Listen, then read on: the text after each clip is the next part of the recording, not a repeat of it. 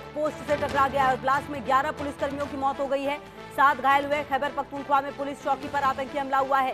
तहरीके तालिबान पाकिस्तान पर हमले का आरोप है। तो आपको बता दें कि एक बार फिर से ये हमला जो है वो पाकिस्तान पर होता हुआ नजर आ रहा है। और आपको बता दें कि ये पहला मौका नहीं है, इससे पहले भी आपको याद होगा कि किस तरीके से जो शुक्रवार को भी एक बड़ा हमला देखा गया था पाकिस्तान पर, और एक बार फिर पाकिस्तान पर ये जो हमला है वो हुआ है, जहां बताया जा रहा है कि कुछ पुलिसकर्मियों की भी जान गई है। ये बड़ी खबर आपको बता रहे हैं। विस्फोटक से लदा वाहन चेक पोस्ट से टकरा गया है।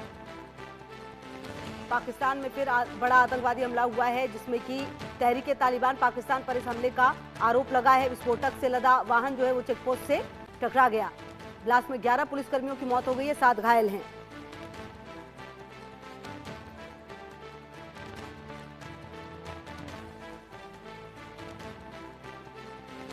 खैबर पख्तूनख्वा में पुलिस चौकी पर आतंकी हमला हुआ है। तो आपको बता दें कि खैबर पख्तूनख्वा में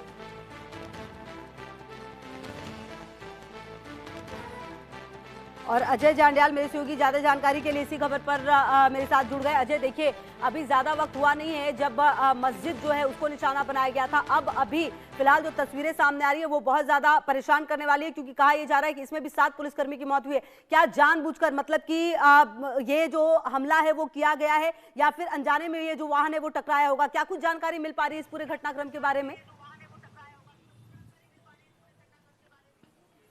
देखिए खुशबू, अगर आप पिछले कुछ समय से देखें तो पाकिस्तान में जो हालात बने हैं उस पर कभी भी ऐसा नहीं हुआ है कि कोई अचानक एक्सीडेंटली कोई ऐसी घटना हुई हो। ऐसे में ये लग रहा है कि तहरीक तालिबान पाकिस्तान की तरफ से एक बार फिर से टारगेट पाकिस्तानी सुरक्षा बलों को किया गया है, जिसमें इनकी मौत हुई है। हालांकि अभी तक इसकी कोई औपचारिक पुष्टि नहीं की गई है, मगर जिस तरीके के हालात पाकिस्तान के कब्जे वाले कश्मीर में लगातार देखे गए, खैबर पख्तूनख्वा में देखे गए, बलूचिस्तान में देखे गए, तो तमाम जो इलाके पाकिस्तान के हैं जहाँ पर पाकिस्तान के खिलाफ एक बड़ा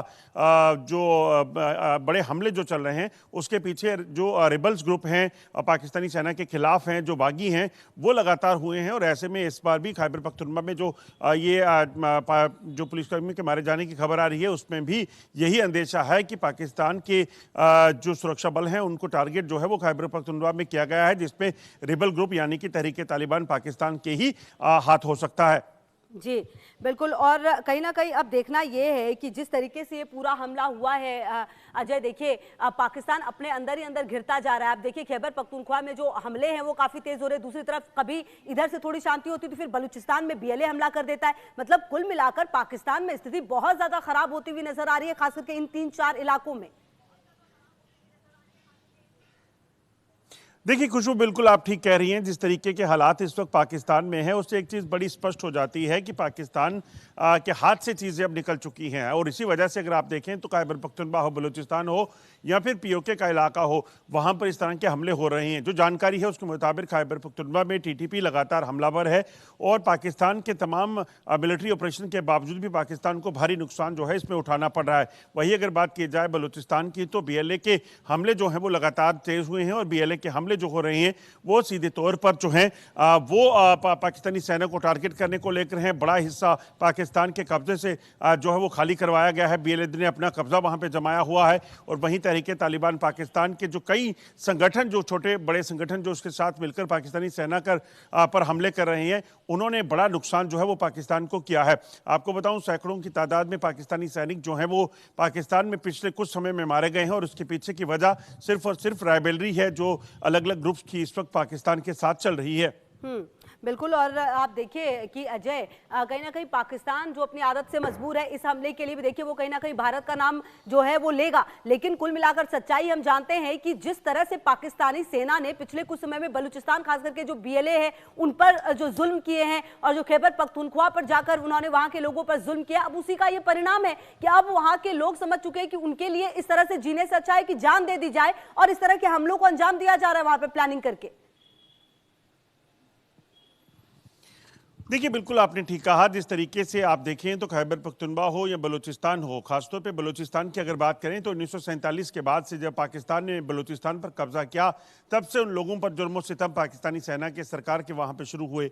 वहाँ के लोगों को कभी भी अपना सिटीज़न माना ही नहीं गया, खाली उस इलाके पर कब्जा किया गया। वहाँ के जो मिनरल्स थे उसका इस्तेमाल पाकिस्तान ने कराची, लाहौर और बाकी पंजाब के लिए किया, मगर उन लोगों को उसका कोई फ़ायदा नहीं दिया। वो लोग बार बार अपनी बुनियादी सुविधाओं को लिए पाकिस्तान की सरकार के खिलाफ लड़ते रहे, मगर कोई सुना नहीं गया। तो अब जब उन लोगों ने अपना मोर्चा खोला है और उन्होंने सीधे तौर पर पाकिस्तानी सेना के खिलाफ अपना मोर्चा खोलकर जो है ये कहा कि वो किसी भी तरीके से इस इलाके को खाली कराना चाहते हैं, उन्होंने अपनी एक सेना खड़ी कर ली, तो उसमें एक चीज़ बड़ी स्पष्ट हो गई कि कहीं भी पाकिस्तान की सेना की कार जो है वो नहीं चलेगी। और इसी चीज़ को लेकर बार बार उन्होंने कहा भी, मगर जब नहीं सुनी गई, उनके लोगों को अगवा किया गया, युवाओं की हत्या की गई, महिलाओं के साथ बलात्कार हुए, तो उन्होंने सीधे तौर पर मोर्चा खोला और बलूचिस्तान में बीएलए का गठन हुआ। और आप देखें तो बीएलए का गठन होने के बाद आज बीएलए एक सेना के तौर पर वहां ऑपरेट करता है और वो सीधे तौर पर चुनौती देता है कि अगर जंग चाहते हैं तो जंग कर लीजिए, मगर हम अपने इलाके में किसी भी तरह का इंटरफेरेंस नहीं चाहेंगे, हम आज़ादी चाहते हैं और उसी आज़ादी को लेकर उनकी जंग जारी है। बिल्कुल। और देखिए अजय, जो रिपोर्ट्स है वो भी ये कहती हैं कि अगर आप पाकिस्तान में देखें तो जो एनुअल सिक्योरिटी रिपोर्ट है 2025, उसके अनुसार खैबर पख्तूनख्वा की सिर्फ अगर बात की जाए तो पिछले साल हिंसा में काफी बढ़ोतरी दर्ज की गई। पाकिस्तान में जो मौतें हैं 2024 में 1620 से बढ़कर 2025 में 2331 हो गई। कहीं ना कहीं अब पाकिस्तान को ये सोचना होगा, अभी तो साल की शुरुआत हुई और इसके दरमियान ही ये हालत है, तो आने वाले समय में क्या माना जाए कि क्या कुछ बड़ा होने वाला है पाकिस्तान में? क्या तहरीके तालिबान पाकिस्तान ने इसकी तैयारी कर ली है? बीएलए की भी तैयारी बिल्कुल साफ नजर आती है। देखिए, बिल्कुल जिस तरीके के हालात इस वक्त आप देखें पाकिस्तान में बने हुए हैं, उससे एक चीज़ बड़ी स्पष्ट है कि किसी भी तरीके से पाकिस्तान की सरकार जो है वो इस चीज़ को मानने को तैयार नहीं कि बलूचिस्तान में उनके लोगों की हालत क्या हो चुकी है, पाकिस्तानी सेना का क्या हाल है। और यही वजह है कि बलूचिस्तान में लोग जो हैं वो इसी तरह से लगातार हमले कर रहे हैं। अब बीएलए को पूरा बलूचिस्तान के जो लोग हैं, आम लोग हैं, उनका सहयोग है और इसीलिए वो लगातार हमले कर बड़े से बड़ा नुकसान करने का प्रयास करते हैं और कर भी रहे हैं। आप सोचिए, पाकिस्तान के एक प्रमुख ट्रेन जो है जाफर एक्सप्रेस, उसे कई बार हमला करके टारगेट किया गया, उसे अगवा कर लिया गया। कितनी पाकिस्तान की गाड़ियां, पाकिस्तान के जो काफिले थे सेना के, उसको तबाह किया गया, उसको टारगेट किया गया। ये अपने आप में बताता है कि किसी भी तरीके से पाकिस्तान में इस वक्त पाकिस्तानी सेना की क्या हालत है। और वो फील्ड मार्शल अपने आप को कहने वाले जनरल जो हैं, उनकी सेना हर रोज मारी जाती है, जैसे आपने आंकड़े बताए हैं। सोचिए, 2300 से ज्यादा पाकिस्तानी सैनिक सिर्फ एक साल में मारे गए हैं। और वो किन में मारे गए? वो जंग में नहीं मारे गए हैं, वो जो अंतर कला चल रही है, जो अपने होम ग्राउंड पर उनको जो तैनाती किया गया है, उनको वहां पर मार दिया गया। और उसके बाद ये सिलसिला रुका नहीं है। आप सोचिए, बलूचिस्तान, खैबर पख्तूनख्वा, पीओके, ये तमाम वो इलाके हैं जहां पर इस तरह के हालात पाकिस्तानी सेना को देखने पड़ रहे हैं। बिल्कुल। और कहीं ना कहीं अजय, अगर समय रहते पाकिस्तान के जो हुक्मरान है, चाहे वो असीम मुनीर की अगर आप बात कर ले, अगर उनको भी ये समझ में नहीं आता है तो कुल मिलाकर स्थिति और ज्यादा खराब होगी, ये हमले और बढ़ेंगे। क्योंकि आप देखिए ना अजय, आप वहां के लोगों को कुछ दे नहीं रहे, आप वहां पर जाकर उनको परेशान करते हैं। महिलाओं के साथ वहां पर जो बर्बरता हो रही है वो देखा गया है, चाहे वो तमाम जगहों की, चाहे हम सिंध की बात करें, पीओके की बात करें, या फिर ये खैबर पख्तूनख्वा और बलूचिस्तान जिसका जिक्र हम लगातार करते हैं। कुल मिलाकर अगर यही स्थिति रहेगी अजय, तो ऐसे हमले और बढ़ेंगे और पाकिस्तान की सरकार को इसके लिए तैयार रहना होगा। देखिए, बिल्कुल आपने ठीक कहा। जिस तरीके के हालात इस वक्त बने हुए हैं, उन हालात में कोई भी अगर शख्स अगर देखना चाहे या कोई देखेगा तो उसे एक चीज़ समझ आनी चाहिए कि पाकिस्तान में आखिरकार लोग पाकिस्तान की सरकार और सेना के खिलाफ क्यों हैं। क्योंकि यही सरकार, यही सेना जिनको लोगों के बुनियादी मसलों को एड्रेस करना चाहिए, जिन मसलों को लेकर वो सरकार के पास जाते रहे, उसे एड्रेस करने की, उसे सॉल्व करने की, उसकी हल को देने की, उस पर जब असर नहीं हुआ और उसके बाद उन लोगों पर कार्रवाई हुई जिन लोगों ने शिकायत की, जिन लोगों ने प्रदर्शन किए, जिन लोगों ने आवाज़ उठाई, तो उसके बाद क्या होगा? आप किसी भी तरह से अगर आप देखें तो जब सब्र का बांध टूटता है तो उसके बाद पाकिस्तान में हालात जो बने हुए हैं वो होता है। बलूचिस्तान की हालत टीटीपी ने जो खैबर पख्तूनख्वा में किया, जो पाकिस्तान के कब्जे वाले कश्मीर में आने वाले समय में देखने को मिलेगा, ये चीज़ें जो हैं वो तभी होती हैं जब किसी भी देश की सरकार जो है वो आंखों से अंधी, कानों से बहरी हो जाती है। और पाकिस्तान में वही हुआ है और इसी को लेकर लोगों का गुस्सा, लोगों का रोष जारी है और इसीलिए उन्होंने अब एक मोर्चा खोला और सीधे तौर पर यह कह दिया कि अब सरकार की नहीं सुनी जाएगी, अब हम अपनी सरकार बनाएंगे, जिसको लेकर अब उन्होंने आज़ादी की जंग जो है वो छेड़ी हुई है। बिल्कुल। और कुल मिलाकर अजय, जिस तरह की स्थिति है उससे तो ऐसा ही लगता है कि आने वाले समय में एक बड़ा हिस्सा जो है वो पाकिस्तान से टूटकर अलग हो सकता है। शायद ये बात असीम मुनीर को और शहबाज शरीफ को समझ में नहीं आ रही, इसलिए बजाय इसके कि अपने देश को संभाले वो अमेरिका और चीन के साथ लगे हुए हैं, उनके साथ सोचते हैं कि डील कर लेंगे, लेकिन देश के अंदर की स्थिति ही ठीक नहीं है। कुल मिलाकर ये माना जाए अजय, ये कहना क्या अतिशयोक्ति होगी कि अभी की जो स्थिति है पाकिस्तान की, क्या ये वही स्थिति है जो बांग्लादेश से अलग होते हुए हो रही थी? क्या कुछ ऐसा ही सिनेरियो बनता हुआ नजर आ रहा है?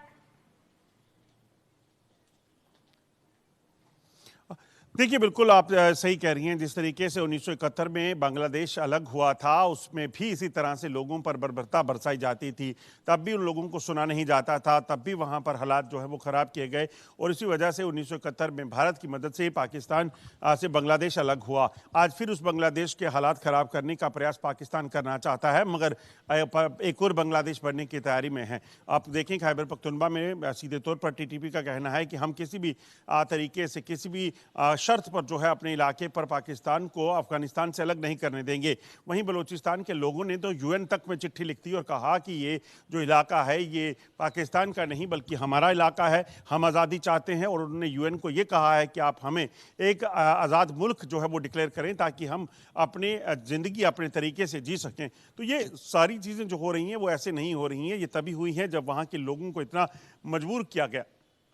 बिल्कुल अजय, और कहीं ना कहीं अब ये भी देखना होगा कि आने वाले समय में क्या दुनिया में जो तमाम आवाज़ है क्या यहाँ के लोगों के लिए उठ पाएगी, चाहे वो बलूचिस्तान के लोगों पर हो रहा अत्याचार हो या फिर खैबर पख्तूनख्वा के लोगों पर हो रहा अत्याचार हो। ये भी अब देखने वाली बात होगी। बहरहाल अजय, बहुत शुक्रिया आपका इन तमाम जानकारियों के लिए, आगे भी आपसे अपडेट लेंगे।